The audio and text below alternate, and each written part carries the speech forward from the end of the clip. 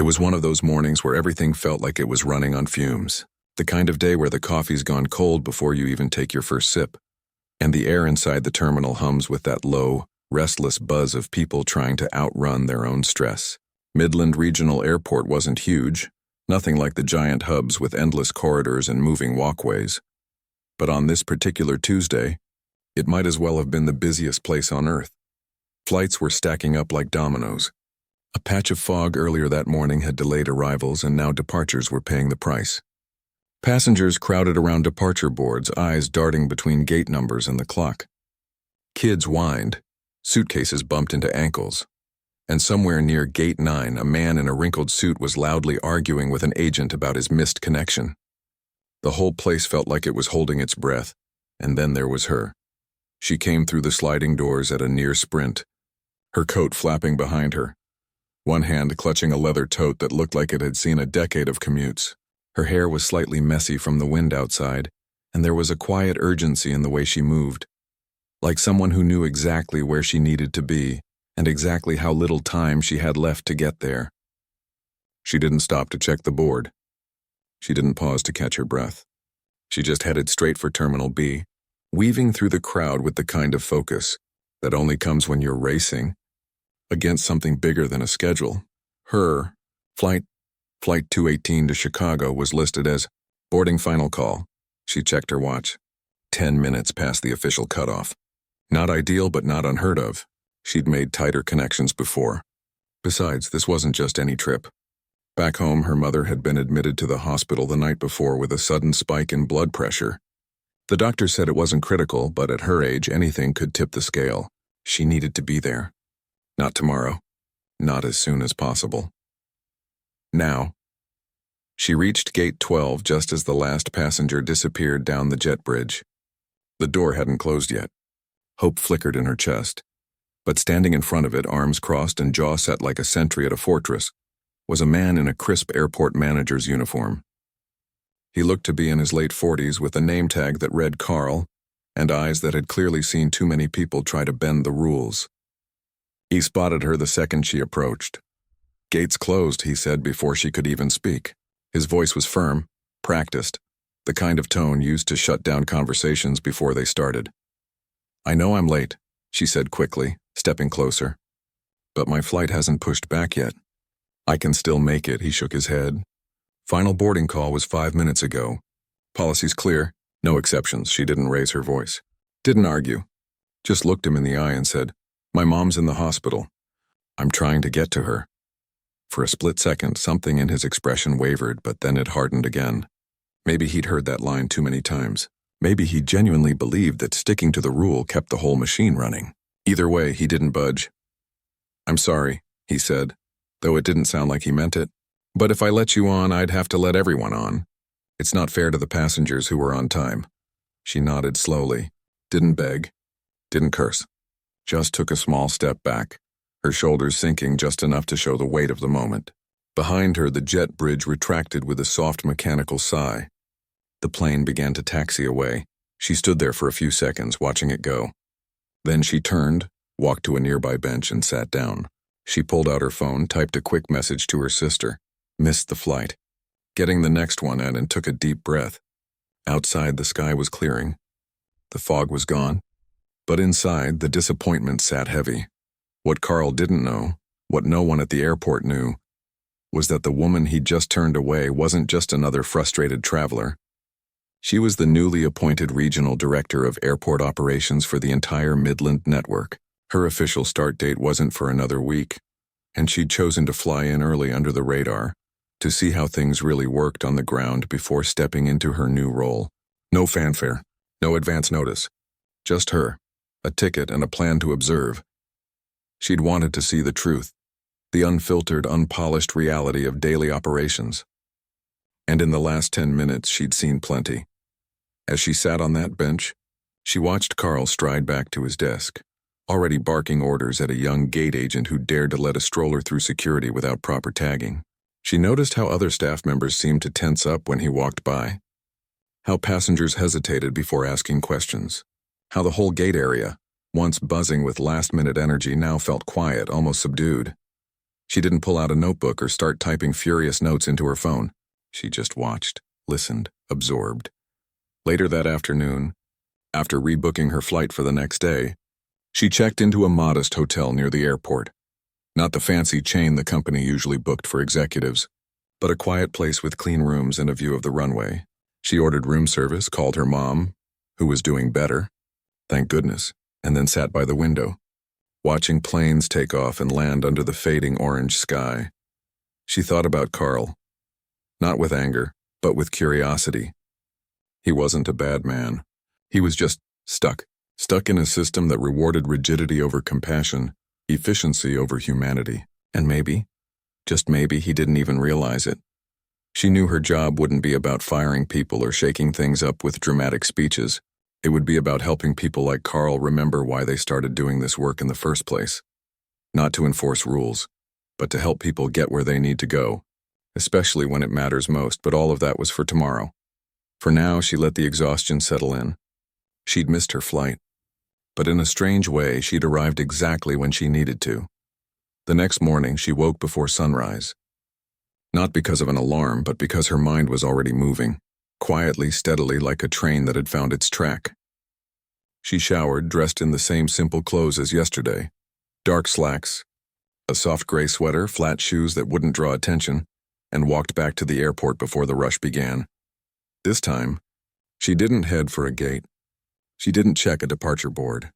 Instead, she found a quiet corner near a coffee stand just past security, bought a black coffee in a paper cup, and settled into a plastic chair with a view of the main concourse. From here, she could see everything. The early shift of baggage handlers rolling carts across the tarmac, the janitor mopping near Gate 5 with a tired but thorough rhythm, the young couple arguing in hushed tones over a missed connection, the elderly man struggling to lift his suitcase onto the X-ray belt. She watched how people moved, how they spoke, where they hesitated. And she listened, not just to words, but to tone, to silence, to the small sighs that said more than any complaint ever could. By mid-morning, the airport came alive in full force. Families with strollers, business travelers with rolling briefcases, students with backpacks slung over one shoulder, all flowing through the space like water around rocks. And at the center of it all, like a stone that refused to budge, was the man from Gate 12. She saw him again near Gate 7, arms crossed, watching a gate agent explain rebooking options to a woman whose flight had been canceled. The woman's voice trembled slightly. She was trying to get to her daughter's wedding that afternoon. The agent clearly knew, stammered through the options, clearly unsure. Before she could finish, he stepped in. "We don't have seats on the next flight," he said flatly. "You'll be on standby for the evening one." "That's it," the woman blinked. "But the wedding is at 3. "That's not our problem," he said, already turning away. "Policy." The agent looked down, embarrassed. The woman stood there for a moment, then walked off slowly, pulling out her phone with shaking hands. She watched all of this from her chair, sipping her coffee. No outrage, no dramatic inner monologue, just observation. She'd seen this kind of leadership before, the kind that mistakes control for competence and obedience for order. It wasn't evil. It was just empty. Later, she wandered over to the employee break room, pretending to look for a lost charger. Inside, 2 baggage handlers were eating sandwiches at a small table. One of them, a man with salt and pepper hair and grease on his sleeve, was talking in a low voice. "Carl chewed me out this morning because I helped an old lady with her bag," he said, shaking his head. "Said I was slowing down the turnaround, like helping someone is a crime." The other laughed bitterly. "He's been like that since he got promoted. Acts like the airport runs on his heartbeat." She lingered just long enough to hear that, then walked away, heart heavy but mind clearer. Over the next 2 days, she became a ghost in the system, present but unseen. She stood near security lines and heard TSA officers quietly reassure nervous flyers. She watched a janitor gently guide a lost child back to his mother. She saw a gate agent stay late to help a non-English-speaking passenger find a shuttle. These were the people who actually kept the place running, not with memos or rigid rules, but with small acts of care that never made it into performance reviews. But every time she saw the manager from Gate 12, the mood shifted. Staff straightened up. Voices lowered. Smiles disappeared. It was like a shadow passing over the sun. One afternoon, she overheard him bragging to another supervisor near the staff entrance.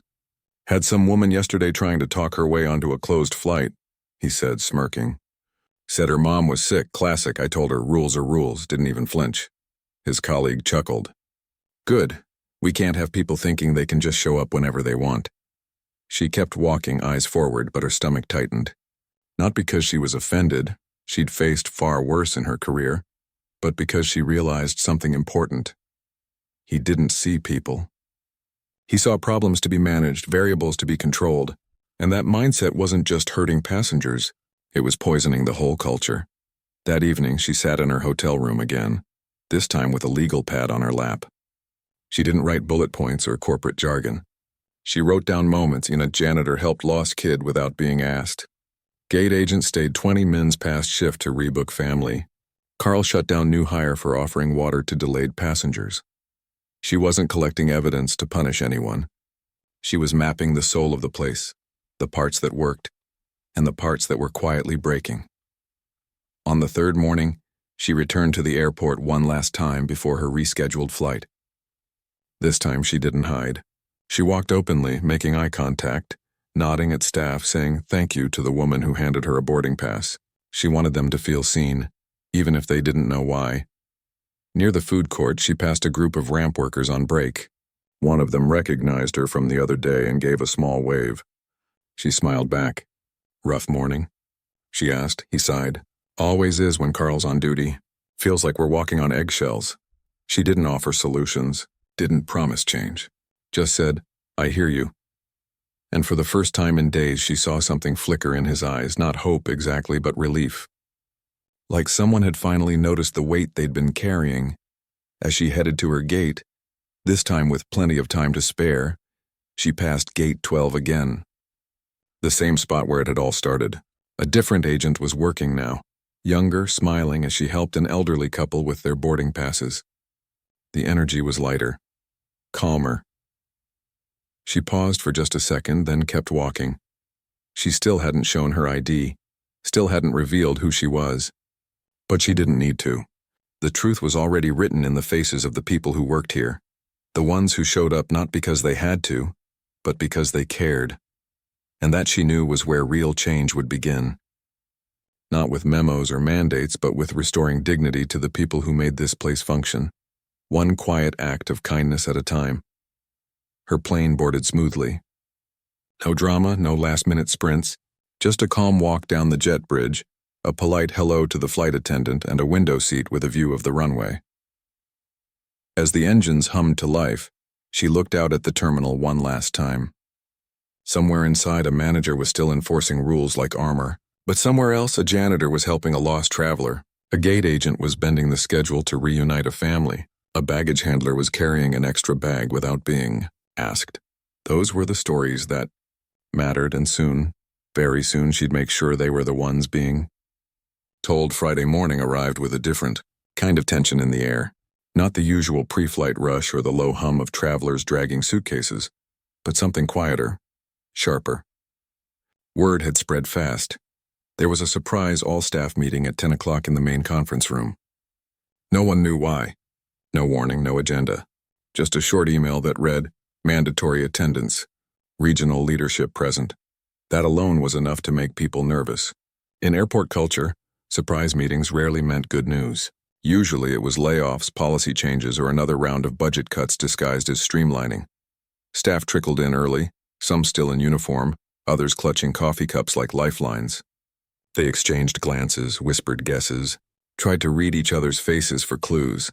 At his usual spot near the front, the gate manager from Gate 12 sat with his arms crossed, looking more annoyed than worried.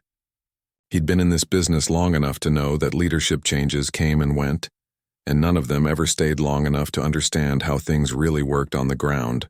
He figured this would be more of the same, some suit from headquarters talking about synergy and customer experience metrics while having never dealt with a real passenger in their life. He didn't notice her when she walked, and she came through the back door, not with a flourish or an entourage, but alone, dressed simply in a dark blazer and slacks, the same leather tote from that Tuesday slung over her shoulder. She didn't head for the head of the table. She just took a seat near the side like she belonged there, but not like she owned the room. A few people recognized her. The janitor who'd seen her watching the concourse. The young gate agent she'd nodded to near the food court. They exchanged quiet, curious looks. But most didn't connect the dots until she stood up. The room fell silent the moment she stepped to the front. Not because she demanded it, but because something in her presence asked for it. She didn't tap a mic or clear her throat. She just looked around, making eye contact with as many people as she could. Like she was seeing them, not their roles, not their uniforms, but them. "I've been here all week," she began, her voice calm but clear, not as a visitor, not as a passenger, but as someone who wanted to see how this place really runs when no one's watching. A ripple went through the room. Heads turned. Someone in the back let out a soft, "Oh." She paused, then said, "Some of you might remember me from Gate 12 on Tuesday morning. I was the woman who missed her flight." All eyes swung toward the gate manager. His face went still, then pale. He sat up straighter, his hands gripping the edge of the table like he might fall off the earth if he let go. She didn't point at him, didn't single him out with a dramatic finger. She just kept speaking, her tone steady, almost gentle. "I wasn't trying to break the rules," she said. "I was trying to get to my mother, who'd just been admitted to the hospital." I asked politely. I didn't argue, and I accepted the decision when it was made. She let that hang in the air for a moment, not as an accusation but as a fact. "Here's what I saw that day, and all week since," she continued. "I saw people working hard, often without thanks. I saw staff go out of their way to help strangers, even when it wasn't in their job description. I saw kindness in the middle of chaos, and I also saw something else. Fear. That word landed like a stone in still water. Fear of making a mistake, fear of speaking up, fear of being seen as too soft or not efficient enough, and that fear, it doesn't come from the work itself. It comes from leadership." Now she looked directly at the gate manager, but not with anger. With something harder to read, disappointment maybe, or concern. "Rules matter," she said. "Safety matters. On-time performance matters. But none of it matters if we forget why we're here in the first place. We're not just moving planes. We're helping people get to weddings, funerals, job interviews, reunions, hospitals. Real lives. Real moments. And sometimes being human matters more than being perfect." The room was so quiet you could hear the hum of the overhead lights. Then she smiled. Just a little. "My name is Elena Martinez, and as of today I'm your new Regional Director of Airport Operations." A few people gasped. Others sat back in their chairs like they'd been gently pushed. The gate manager stared at the table, his jaw working silently. She didn't launch into a corporate speech about KPIs or restructuring. Instead, she told them about the janitor who helped a lost child, about the baggage handler who carried an extra bag for an elderly traveler, about the gate agent who stayed late to rebook a stranded family. "These aren't small things," she said. "These are the things that define us. And from now on, they'll be recognized, not just tolerated." After the meeting, people didn't rush out. They lingered. Some talked in small groups. Others approached her quietly, thanking her for seeing them. One woman, a security screener with tired eyes, even teared up. "No one's ever said they noticed us before," she whispered. The gate manager was the last to leave. He stood slowly, adjusted his uniform, and walked toward the door without looking at anyone. But just before he reached the exit, he stopped, turned, and met her gaze from across the room. She didn't say anything, just held his look for a long moment, long enough for him to understand that this wasn't the end. It was the beginning of something he hadn't expected, a chance. Later that afternoon, she walked the terminals again, but this time differently. People nodded when they saw her, smiled, said hello. The air felt lighter, like a pressure valve had been released. She stopped by the janitorial closet and found the man who'd helped the lost child earlier in the week. "I saw what you did," she said. "Thank you." He looked surprised, then embarrassed. "Just doing my job." "No," she said gently. "You were doing more than that. And it mattered." As the day wound down, she sat in her office for the first time. Not the sterile, glass-walled corner suite she'd been assigned, but a small shared space near operations, where she could hear the rhythm of the airport outside. She opened her laptop but didn't write reports. Instead, she started a new document titled People First, because that's what this was really about, not punishment, not power, but people. And somewhere down the hall, a once stubborn gate manager sat at his desk, staring at his computer screen, thinking for the first time in years about what it really meant to lead, not with authority, but with care. A week after the all-staff meeting, the airport still carried that quiet hum of change, not loud or flashy, but steady like a river finding a new path. People walked a little taller. Conversations at the break room felt less guarded. Even the way gate agents greeted passengers had softened, like they remembered they weren't just processing tickets, but helping real people on real journeys. But for one person, the days had been anything but calm. The gate manager who'd turned away the late passenger, the one who'd stood so firmly behind policy that Tuesday morning, had barely slept since the announcement. He replayed that moment over and over in his head. The look in her eyes, the way she'd stepped back without a fight, the quiet dignity in her disappointment. He'd told himself for years that being strict was the same as being fair, but now he wasn't so sure. He kept expecting a summons, a formal reprimand, maybe even a termination letter. That's how things usually worked. Someone higher up makes an example out of you and you disappear quietly. Your badge handed in before lunch, but nothing came. Instead, on Thursday afternoon, a simple email appeared in his inbox. Please stop by my office at 3 p.m., Elena. No title, no threat, just an invitation. He arrived 5 minutes early, standing outside the door like a student called to the principal's office. He smoothed his uniform, took a breath, and knocked. Come in, came the voice from inside. The office wasn't what he expected. No giant desk, no framed certificates lining the walls. Just a modest table, 2 chairs, and a window that looked out onto the tarmac. She was standing by the window when he entered, holding a mug of tea. She turned, smiled slightly, and gestured to the chair across from her. Thanks for coming, she said. He sat, stiff at first, hands folded on his knees. I figured you'd want to talk about what happened. I do, she said, sitting down. But not to punish you. He looked up, surprised. I've read your file, she continued. 10 years with the airport. Promoted to gate supervisor 3 years ago. Consistently meets on-time departure targets. Your team's productivity scores are among the highest in the region. He didn't know what to say. He'd expected blame, not praise.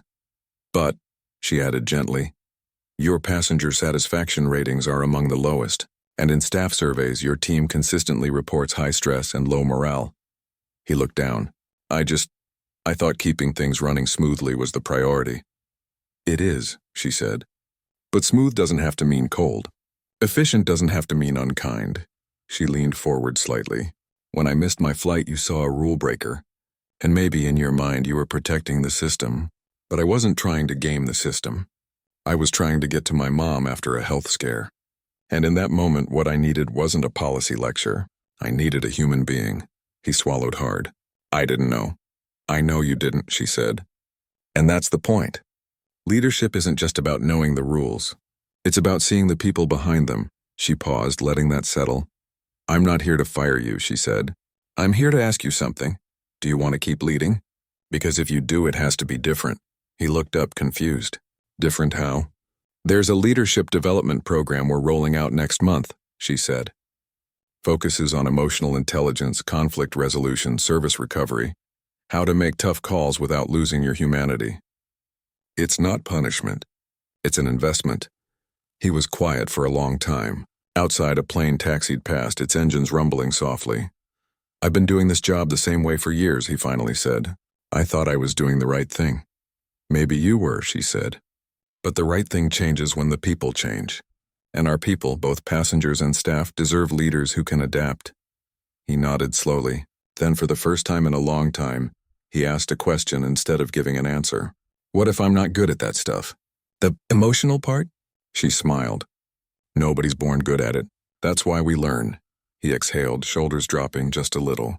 Okay, he said. I'll do it. Good, she said. Because I think you've got more in you than you realize. The conversation lasted less than 20 minutes, but it stayed with him for days. He didn't walk out feeling scolded. He walked out feeling seen, not as a problem to fix, but as a person worth believing in. Over the next few weeks, small changes began to show. He started asking his team how their day was going, not as a formality, but like he actually wanted to know. When a passenger missed a connection due to a delayed inbound flight, instead of shrugging and saying, "Not our fault," he personally helped rebook them and even called the airline to request a seat on the next available flight. At first, his team watched him like they expected the old version to snap back any minute, but he didn't. He kept listening, kept trying. One afternoon, a young gate agent stayed late to help a family whose child had lost their stuffed animal during security screening. Normally, he would have told her to clock out on time. Instead, he waited with her while she called lost and found, then walked the family to customer service himself. Afterward, the agent looked at him and said, "You've been different lately." He almost laughed. "Trying to be," she smiled. "It suits you." Meanwhile, Elena kept her word. She didn't parade his mistake around, didn't use him as a cautionary tale. Instead, she quietly supported his growth, checking in occasionally, sharing resources, even inviting him to sit in on planning sessions for the new People First initiative, where frontline staff helped design better passenger support protocols. He started speaking up in those meetings, not with complaints but with ideas. What if we had a 5-minute grace window for passengers who are genuinely close? He suggested one day, not for everyone, just for cases where the plane's still at the gate and the crew hasn't closed the door. Elena nodded. That's exactly the kind of balance we need. Rules with room for reason. By the end of the month, that idea became official policy, piloted at Midland Regional before rolling out to other airports in the region. They called it the grace window, and it came with clear guidelines so it wouldn't be abused. But more importantly, it came with trust. And trust, as it turned out, was contagious. Passengers noticed the shift too. Fewer robotic responses, more eye contact, or "let me see what I can do" instead of "that's not possible." Complaints dropped, compliments rose. But the real test came one rainy Thursday evening when a woman arrived at Gate 12, 10 minutes past final boarding, soaked from the downpour, clutching a crumpled ticket. Her flight was to Chicago. Her voice shook as she explained her sister was having emergency surgery, and this was the last flight out. The gate agent looked at the manager, the same one who once would have shut the door without a second thought. He hesitated. Then he checked the aircraft status. The plane was still at the gate. Doors not yet closed, he turned to the woman. "Give me 2 minutes," he called the cockpit. Spoke quickly but clearly. Got approval. Then he turned back, handed her a new boarding pass, and said, "Run, they're holding the door." She burst into tears, thanked him 3 times, and sprinted down the jet bridge. After she was gone, the agent looked at him and said, "You would have said no a few months ago." He nodded. "Yeah, and I would have been wrong." He didn't feel proud. He felt grateful for the second chance, for the lesson, for the quiet reminder that leadership isn't about being right. It's about being willing to grow. And somewhere down the terminal, Elena watched from a distance, sipping her coffee, smiling to herself not because she'd fixed him, but because he'd chosen to fix himself. That, she knew, was the real victory. 3 months passed, and Midland Regional Airport didn't just feel different. It felt alive in a way it hadn't in years. Not because of new signs or flashy renovations, but because of the quiet hum of people who finally felt like they mattered.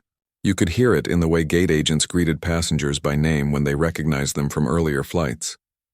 You could see it in the way security lines moved with less tension, more patience. Even the coffee shop near Gate 9 started offering free refills to staff during shift changes, something the barista dreamed up after overhearing a baggage handler say he hadn't had time to finish his first cup in 2 days, and at the heart of it all was a shift. No one had expected the gate manager who once stood like a wall between rules and people had become one of the strongest voices for balance. He still cared about on-time departures, of course he did, but now he understood that a schedule wasn't just numbers on a screen. It was woven into real lives, real emergencies, real moments that couldn't be rescheduled. The grace window policy he'd helped design was working better than anyone predicted. Not because it let people skip lines, but because it gave staff permission to use their judgment, to look someone in the eye and decide, in that moment, whether kindness could coexist with order. And more often than not, it could. One crisp morning in early spring, Elena walked through Terminal B again, not as an observer this time, but as part of the rhythm. She didn't wear a suit. Just a soft sweater, her tote bag, and the same calm presence that had first gone unnoticed. People nodded as she passed. Some said good morning. A young janitor even waved from near Gate 5, the same spot where he'd once quietly guided a lost child back to his mother. She smiled back. No titles, no ceremony, just connection. Later that day, she stopped by the operations desk to check in on a minor delay caused by weather up north. As she stood there, she overheard a conversation between two gate agents. "Did you hear about the woman this morning?" one asked. Missed her flight by 8 minutes, but she was coming from the cancer center, had just finished chemo. Carl got her on the next one and even called her hotel to hold her room. The other agent shook her head, smiling. "He's not the same guy anymore, is he?" "No," the first replied. "But I think he's finally the guy he was supposed to be." Elena didn't interrupt. She just listened, heart full in a way that didn't need words. That afternoon, she sat in on a team huddle, not as a boss, but as a participant. The meeting was led by frontline staff, part of a new monthly forum where anyone could bring up ideas, concerns, or wins. That day, a baggage handler suggested installing better lighting in the overnight sorting area to reduce strain on night shift workers. A customer service rep proposed printing boarding passes in larger font for elderly passengers. And Carl, yes, Carl, stood up and shared how the leadership training had changed the way he saw his role. "I used to think being in charge meant having all the answers," he said, voice steady but humble. "Now I know it means being willing to ask the right questions and listen to the answers even when they're hard." No one clapped. They didn't need to. The silence that followed was full of respect. After the meeting, Elena walked with him toward the break room. For a while, they just walked in quiet. Then he said, "I keep thinking about that Tuesday morning. If I'd known who you were?" She shook her head. "It wouldn't have mattered. What mattered was that you didn't know. That's how I saw the truth," he nodded. "I'm glad you came back." "I never really left," she said softly. And in a way, she hadn't. Even before her title, before the office, before the announcement, she'd been part of this place the moment she chose to stay and watch instead of walk away angry. That choice, more than any policy or meeting, had planted the seed for everything that followed. As the weeks turned into months, the changes spread beyond Midland. Other regional airports started asking how they'd improved morale so quickly. Corporate sent observers, but Elena always told them the same thing. Don't copy our policies. Copy our mindset. Start by listening to the people who actually do the work. Back at the airport, small moments kept adding up. A gate agent remembered a frequent traveler's coffee order. A security officer helped a nervous flyer through screening with extra care. Even the PA announcements sounded warmer, less robotic, because the staff writing them were finally allowed to sound human. One evening, as the sun dipped below the runway lights, Elena found herself near Gate 12 again. The same gate, the same spot where it had all begun. A family was boarding. 2 parents, a toddler asleep on a shoulder, a teenager dragging a backpack covered in band patches. The gate agent checked their passes, smiled, and said, "Have a safe trip.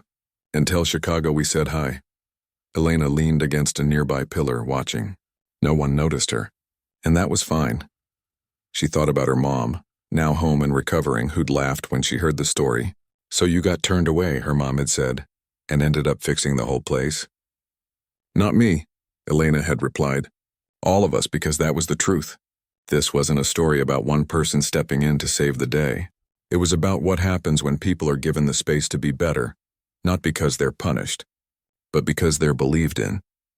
As the last passenger disappeared down the jet bridge, the gate agent closed the door gently, then turned and saw Elena. She gave a small wave. Elena waved back, no titles, no speeches, just 2 people who knew what it meant to show up, for a flight, for a job, for each other. Later that night, Elena sat in her hotel room again, though she didn't need to stay there anymore. She could have moved into the official residence weeks ago, but she liked this place. It reminded her of where she'd started. She opened her laptop not to write reports, but to update a simple document titled People First. She added a new line. Grace window used 47 times this month. 42 resulted in on-time departures, 5 delayed by under 3 minutes. All passengers expressed gratitude. Staff reported higher job satisfaction. She closed the file and looked out the window. Planes came and went. lights blinking like stars returning to Earth. Somewhere inside the terminal, someone was helping a lost traveler. Someone else was staying late to finish a task. Someone was choosing kindness over convenience, and that, more than any metric or memo, was the real measure of success. She turned off the lamp, letting the runway lights paint soft stripes across the ceiling. Tomorrow would bring new challenges, weather delays, system glitches, human mistakes. But now the airport had something it hadn't had before: trust. Not blind trust in rules, but real trust in each other. And as long as that held, they'd be okay. She smiled, pulled the blanket a little tighter, and fell asleep to the distant sound of an engine starting. Another journey beginning, another story unfolding, right where it belonged. 6 months after that rainy Tuesday morning at Gate 12, the changes at Midland Regional weren't just holding, they were growing roots. What started as a quiet shift in tone had become something deeper. A shared understanding that how people treated each other mattered just as much as how quickly planes left the gate. You could feel it in the air, like the difference between a room that's merely clean and one that's been cared for.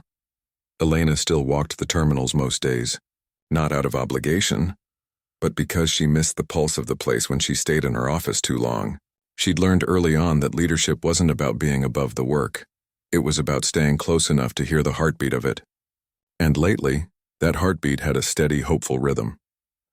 One Thursday afternoon, she stopped by the customer service desk near the main entrance.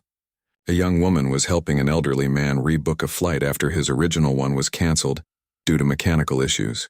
Instead of handing him a printed sheet and pointing to a waiting area, she pulled up a chair, made him a cup of tea from the staff kettle, and walked him through every option, explaining layovers, seat availability, even which connecting airport had the best benches for napping.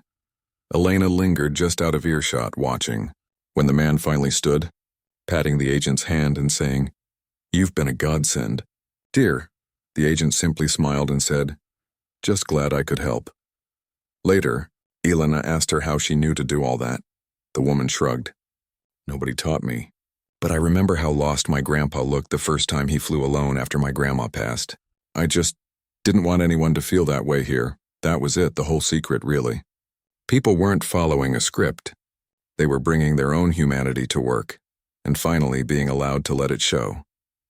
Meanwhile, the gate manager, who'd once stood like a statue at Gate 12, had become something of a quiet mentor. He still ran a tight operation. Flights were on time more often than not. But now his team came to him not just with problems, but with ideas. He'd even started a weekly coffee chat where anyone could stop by. No agenda, just conversation. Sometimes they talked about work. Sometimes they talked about life. And sometimes they just sat in silence, sipping bad airport coffee, knowing that was enough. One morning, a new hire, a nervous teenager on her first week, asked him, "How do you know when it's okay to bend the rules?" He didn't answer right away. He stirred his coffee, then said, "It's not about bending rules.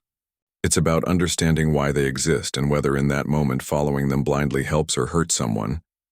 She nodded slowly, like she was filing that away for later. He smiled. "And if you're ever unsure, ask yourself, what would I want if it were me?" That usually points you in the right direction. That same week, corporate leadership invited Midland Regional to present their People First model at a national operations summit.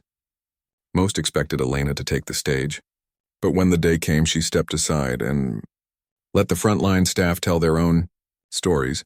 A baggage handler spoke about how, being trusted to make small decisions, like reuniting a lost suitcase with its owner instead of waiting for a supervisor, made him feel like part of the mission, not just labor. A security officer shared how a simple, "How's your day going?" before scanning a passenger's bag often turned tense moments into calm ones. And the gate manager, the same one who'd once shut a door on a woman trying to reach her sick mother, stood at the podium and said, voice quiet but clear, "I used to think leadership meant control. Now I know it means care. And care doesn't weaken a system. It strengthens it." The room fell silent. Then slowly people began to clap, not out of politeness but recognition, because they'd all seen the cost of systems that forgot the people inside them, and here was proof that it didn't have to be that way. Back at the airport, the ripple effects kept spreading. Passenger satisfaction scores hit a 5-year high.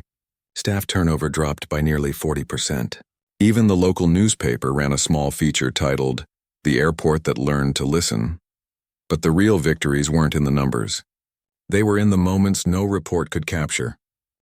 Like the afternoon a mother, stranded with a feverish toddler, was offered a quiet corner in the staff break room to rest while her flight was rescheduled, complete with a borrowed blanket and a bottle of water.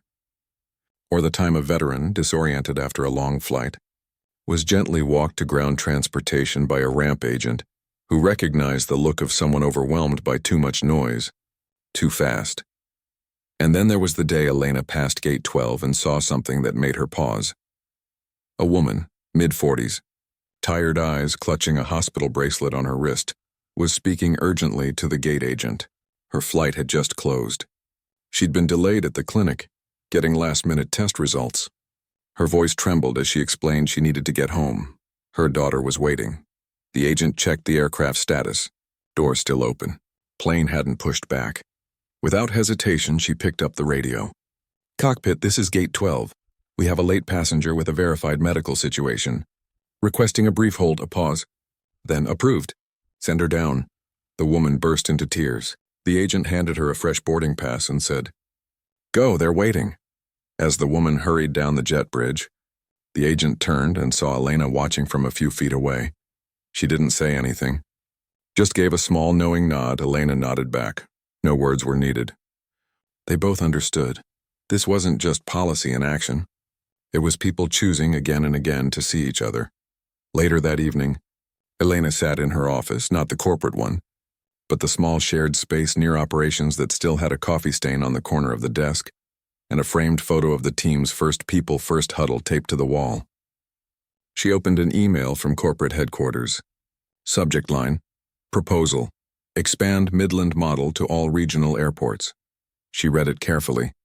It was well-intentioned, full of charts and rollout timelines, but something about it felt off. Because what made Midland work wasn't a model you could copy-paste.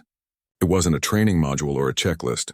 It was the slow, daily choice to treat each other like humans, not cogs. Not liabilities, not even resources, but real people with real lives. So she replied, not with a rejection, but with a suggestion. Instead of rolling out our program, she wrote, "Let's invite teams from other airports to spend a week here. Not to observe from the sidelines, but to work alongside our staff. Let them see how trust is built, not mandated. Let them feel what it's like when leadership listens instead of dictates." She hit send, then leaned back in her chair, watching the sunset paint the tarmac gold. The next morning, she arrived early, before the rush, before the announcements, before the world woke up in full force. She walked to Gate 12 one more time, not for any reason, just because it felt right. The place was quiet, clean floors, empty seats, the soft hum of the ventilation system. She stood where she'd stood 6 months ago, 10 minutes late, heart pounding, watching her plane leave without her. Back then, it had felt like a loss.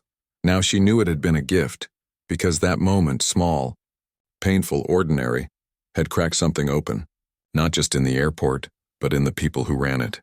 It reminded them that behind every ticket, every schedule, every rule, there was a story, and stories deserved to be met with grace. As she turned to leave, a janitor pushing a cart nodded at her. "Morning?" "Morning," she said, smiling. He paused. "You know, things feel different around here." "I hope so," she said. "They do," he said, and kept walking. She watched him go, then stepped out into the concourse, where the first travelers of the day were beginning to arrive, suitcases rolling, voices low, eyes full of destinations only they knew. She didn't need to fix everything. She didn't need to be everywhere. She just needed to keep showing up, and trusting that the people around her would do the same. And as the sun rose higher, casting long shadows across the polished floor, Midland Regional Airport didn't just move people from one place to another. It reminded them, quietly and consistently, that they mattered. That was enough. More than enough. It was everything.